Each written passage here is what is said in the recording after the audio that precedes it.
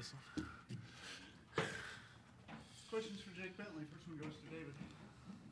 Jacob, just how much confidence does it bring when you have an offensive line that played so well last week, open up the running game and keeping a lot of the heat off you? Yeah, I think it goes a big way for their confidence, really. They're starting to play better. For me, I've always had confidence in them. I tell them all the time. I go behind them any game against anybody. But I think just for them, knowing that they can do it, they can move people, out of a gap for a running game to get going. They can give me enough time. And, they had a great practice today. And when guys get, back healthy, I think it's going to be even better.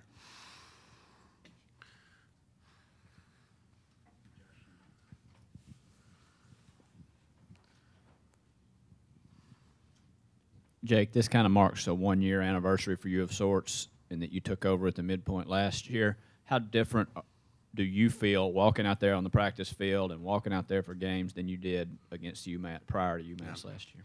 I just really feel more knowledgeable. From everything from protection schemes to, defensive coverages.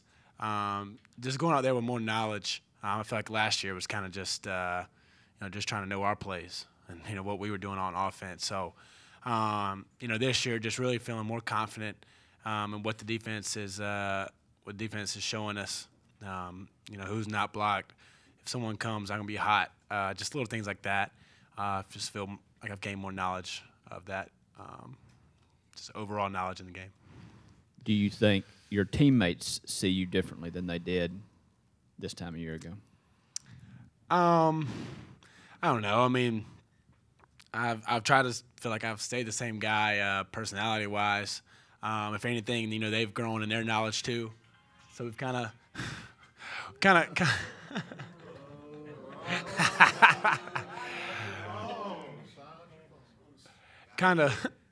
grown together in knowledge of the game. So,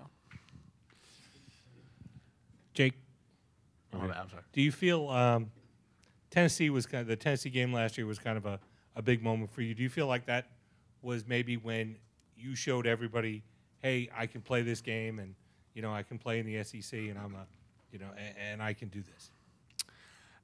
Maybe. It wasn't just me that game. A lot of guys made some big plays for us. So, but that definitely was a big win. I think if anything, it gave me that some confidence. Knowing that I didn't skip a year for no reason. So, that was a big win for us. And but that was last year, and we got another Tennessee team that's different than last year, and we got to go play and execute well. Jake, last year when you became a starter, the team was 2-4. This year, 4-2. Tell us a little bit about the difference in the mood and the attitude of the team then and now, and also how that experience will help you going forward this year. Yeah, the whole culture around our team right now is just so much different than last year. Last year it kind of, when we were struggling, there might have been some finger pointing, some, blaming of other people.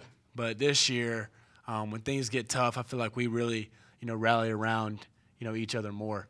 I think that's evident in the way we responded this past game, and just playing more together as a team this year. Really caring about one another and everything that we do, and that's credit to Coach Muschamp and Coach Dillman and the stuff that they do during the off season that really focus on that. Obviously want to get faster and stronger, but that's a big part of what they focused on this off season is growing closer as a team, and I think it's really starting to pay off on the field.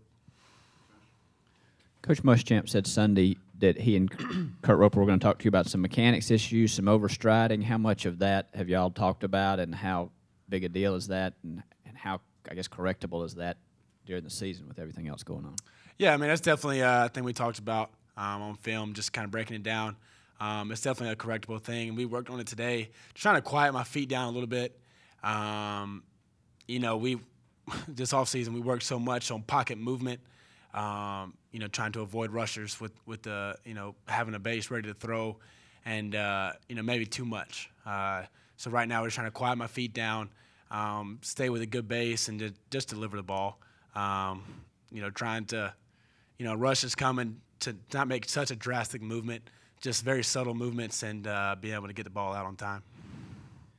Is there anything to the thought that you're doing so much mentally this year, so much more than you were last year, that the throwing part of it is less, not natural, but you're expending so much energy getting in the right play and thinking things through that you're just not rearing back and slinging it maybe like you did last year and just letting your physical talent? Maybe a little bit, but I think there's also times where, having that extra knowledge has, got us out of a sack or got us, a first down. So I think it's either way. I mean, either way you want to look at it. So maybe a little bit, but I'd take. But the things missing throws, I think that's more correctable than trying to, gain knowledge throughout the season. I think it's easier to correct a throw rather than try to learn, everything about a defense during the season. So. Jake, have you guys heard or paid attention to any of the off-the-field drama going on at Tennessee this year? Not really. We try to just focus on, what they do on the field.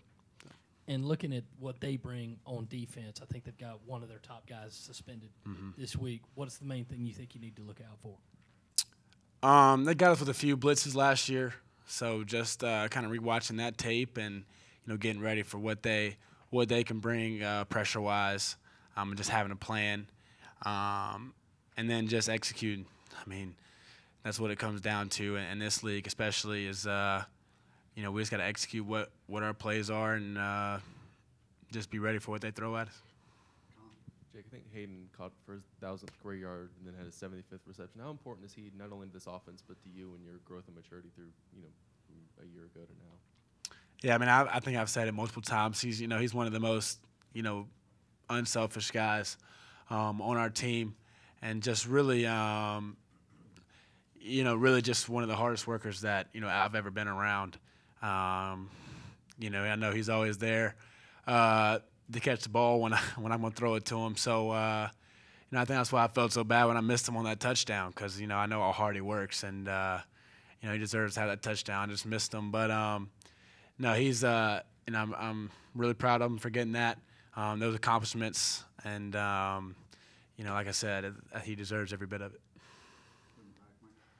Jake, with you guys were just able to, you guys were able to establish the run early on in the first half, and especially we've talked about the offensive line with the injuries, and I'm sure a lot of offensive linemen would say they'd like to just go down, block, run blocking. How much confidence do you think that helps when they're able just to go out there and run block, and then, when they have to pass, they have that mojo going?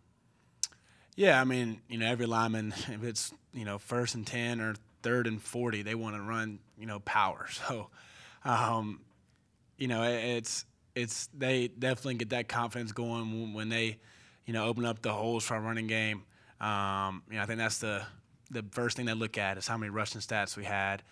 And you can just see the excitement they have for our running backs and our receivers running the ball. So, yeah, I mean, it just gives them confidence throughout the game when they can establish the run.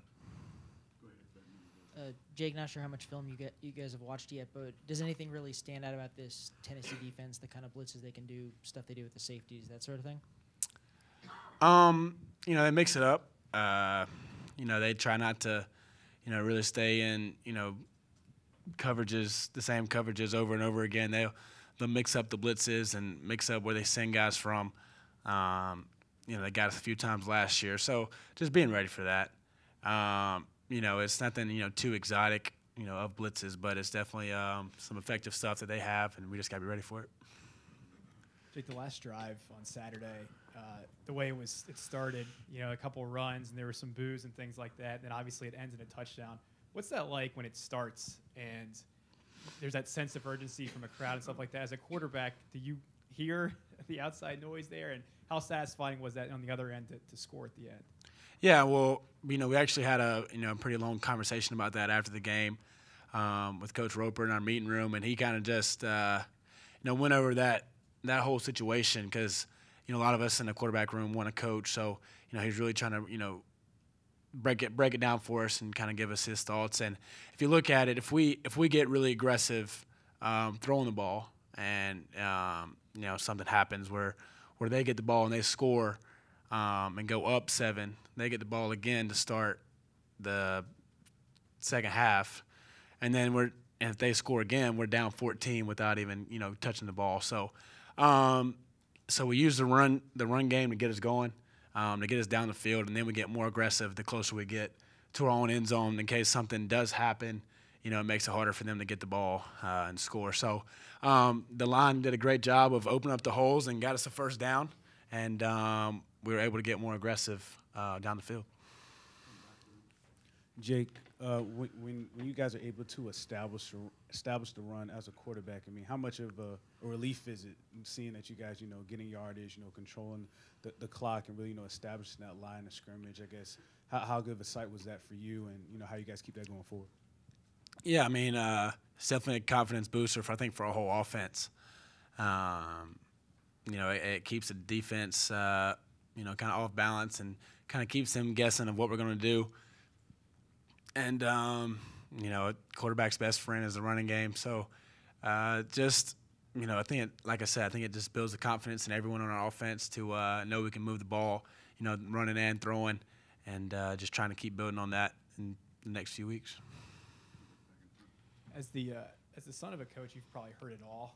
Does that make you kind of immune kind of to criticism and outside noise and like booing like that at the start of a drive and things like that? Yeah, I mean, try to block everything out. That's kind of what I've always been told, and Coach Roper does a great job of teaching us that. He says, I'm not on Twitter, but he says if you hit the notifications and just look away and then just scroll to the top of them, just so you just don't look at them, because all we got is the guys on our team, and he knows, Coach Roper knows that we fully believe in him, and we know that he fully believes in us. And we do 1-minute drives every day at practice, and so we knew exactly what the plan was, and we did a great job of executing it. And we hear the boos, but we also hear them cheering when we score a touchdown. So the fans just want us to score, and that's what we want to do too. And we did that for them, and it was a great drive. Jake, does your defense turn you over at practice the same way they turn over opponents this season? And I guess it can be frustrating at times at practice, but it's probably pretty exciting to see them do it in games. Yeah, I just like to say that they know our plays at practice. That's my excuse at practice. But no, they're always talking about getting the ball out. Whether they're stripping the ball, just punching at the ball from running backs, or jumping routes. They do a great job of just going to attack the ball, and I think it makes us better offensively of taking care of the ball and being smart. And it is exciting to see them get after the ball and create turnovers for us. Now, injuries obviously aren't anything new to you guys, but what do you guys lose, or what are you guys going to have to replace with KC going down this past weekend? Yeah, it's a big loss for us. KC is one of the probably one of the most consistent guys on our team. Really, just a hard worker, and just a great guy to have out there. Shai's coming along, so I think he'll take over, and then Keel Pollard will step in. Jacob August. Guys like that. I think we got some guys that can step in and take over his role. But like I said, it's a guy that has a lot of experience not being out there anymore. So he's going to be, hard to replace. But I think there's some guys that can step up and help us. With Casey, how tough was that also watching him, where it seemed like his role compared to last year had shrunk a little bit in some of the early games, and then against Arkansas he plays just a ton. And to watch him, suffer that injury right after kind of having that sort of moment.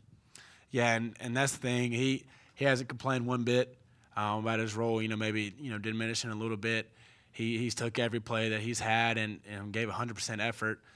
Never complained at practice. Never complained to coach about playing time. And so it's just so unfortunate to see a guy that's really just executed his role to the best of his ability, and got his role increased by doing that, and then to have an unfortunate injury like he did. really is heartbreaking for him. But I know he's going to, crush his rehab and just take it day by day and see where it goes. For Jake. Good.